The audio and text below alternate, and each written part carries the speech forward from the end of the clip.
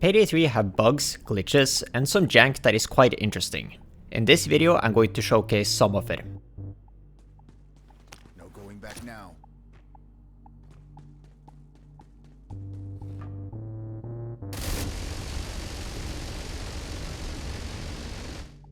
When you pick up a consumable, like an armor repair kit or first aid kit, the game will give you a delay before you're allowed to pick up another one. What's interesting about this delay is that it's server-sided. This means if you have some latency or are able to create some desync, you can pick up multiple consumables at once. What's cool about this is that this allows you to go over the consumable cap that you have, allowing you to hold more consumables than you are supposed to. With this, you can also turn first aid kits into armor repair kits and vice versa. All you have to do is not hold any consumables and then pick up both an armor repair kit and a first aid kit. Depending on which one you picked up first will turn into the other one.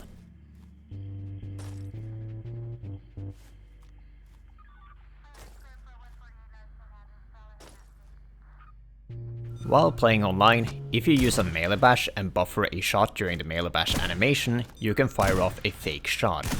What's interesting about this shot is that on the server side, you never fire off this shot, which is why no one actually reacts to it or nothing happens if you shoot someone with this fake shot. However, your game thinks you fired off this shot, so it ends up having some very interesting side effects. For example, you can break glass on your side but not on the server side.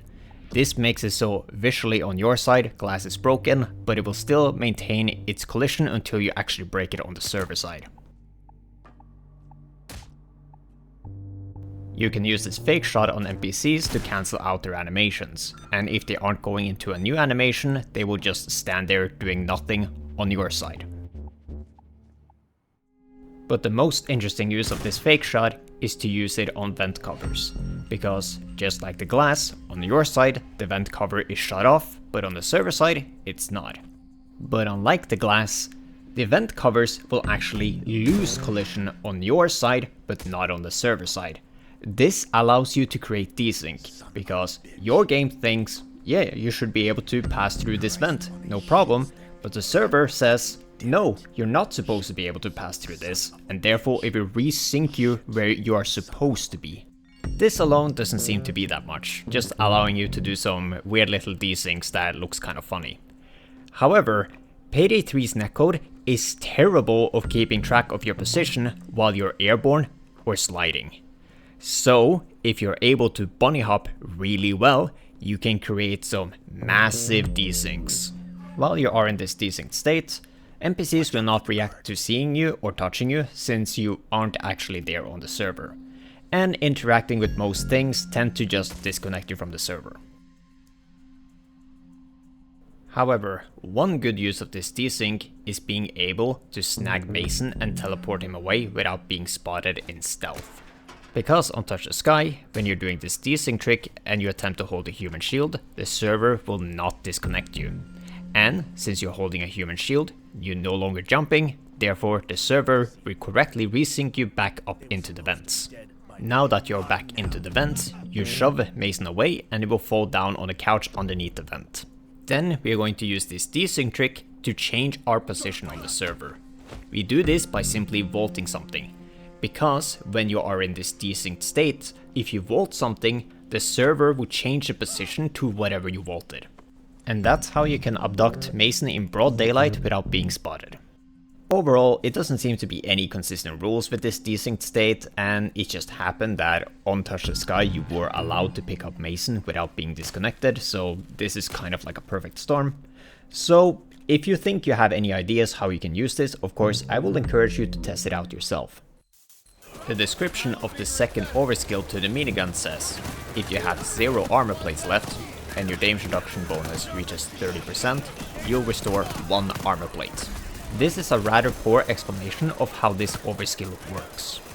That is because this effect would trigger as long as the armor damage reduction bonus from the minigun is 30% or higher. A better description for this overskill would be, if you have 0 armor plates left, and your damage reduction bonus is 30% or higher, you'll restore 1 armor plate. When you're using the Sociopath path, you're not supposed to be able to carry any bags. Although this is more of a suggestion because we can bypass this by simply picking up a bag while we are pulling out the bat.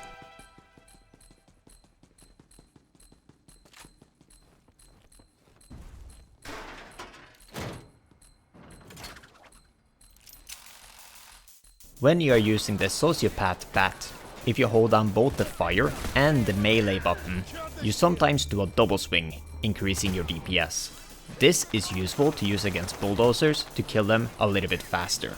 In this first clip, I'm holding down both fire and melee, and I killed the bulldozer in total of 13 light swings. In this second clip, I'm only holding down fire, and I killed the bulldozer in 12 light swings.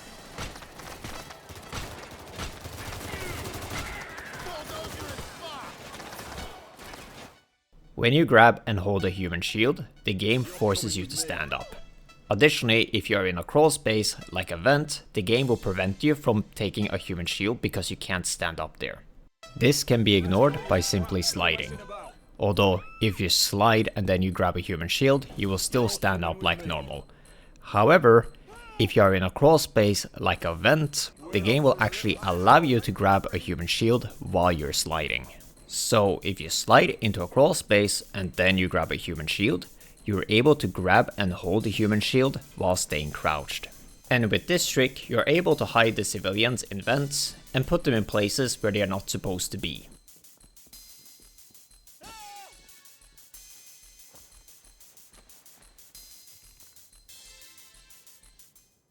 The skill Finisher gives you 200% more damage on your last shot in your gun as long as you have edge. This would make it a good skill if it wasn't for the fact that you also lose edge when you fire off your last shot as well. Although this is not always the case when you play the game in solo mode. That is because of how the skill combo Ammo Funnel and Replenish work when you're playing your game locally on your device compared to when you're playing online.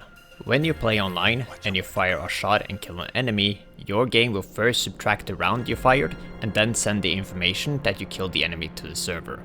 Then the server needs to confirm that you got the kill, and then it will send that information back to you.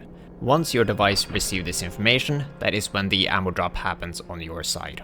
And if you are using Ammo Funnel and Replenish while having edge, you will automatically pick up that ammo and put it into your gun. This means when you're playing online and you use Finisher and activate it, you will lose edge before the ammo drop happens. In turn making Ammo Funnel and Replenish do nothing, since they require edge to work. However, when you play in solo mode where the game is running locally, the sequence of this event is different. That is because in solo mode with the same scenario, the ammo drop happens before the game subtracts a round from your gun. So in solo mode, when you're using Finisher and you killed an enemy with your last round in your gun and you're also using Ammo Funnel and Replenish, the game will never register that you had 0 rounds in your gun, but Finisher will still proc. That means if you're playing solo mode with Finisher, Ammo Funnel and Replenish and the Mosconi, you can chain Finisher shots as long as you kill something with every trigger pull.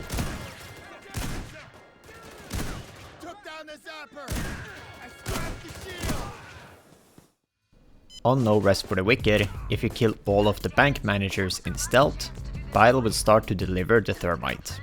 This allows you to get the thermite without breaking stealth. Although when you place down the thermite, the alarm will go off, and because of that, this seems to be kind of pointless.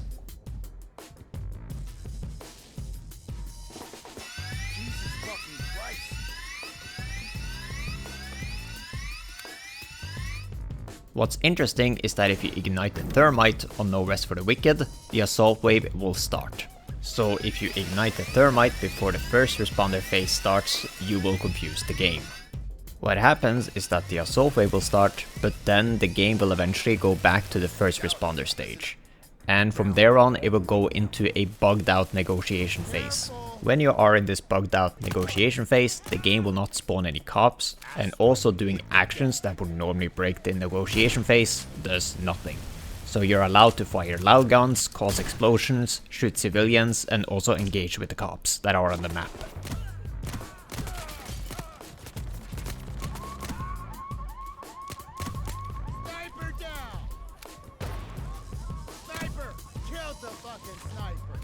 Additionally, the assault wave you triggered is still technically active and the timer for how long it should be running is still going.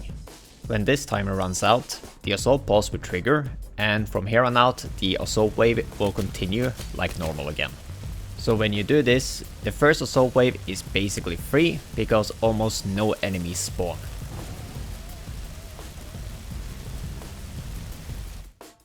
So that's the end of this video.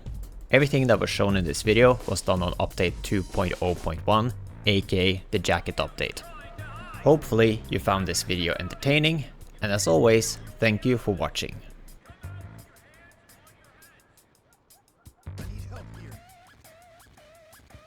Thanks.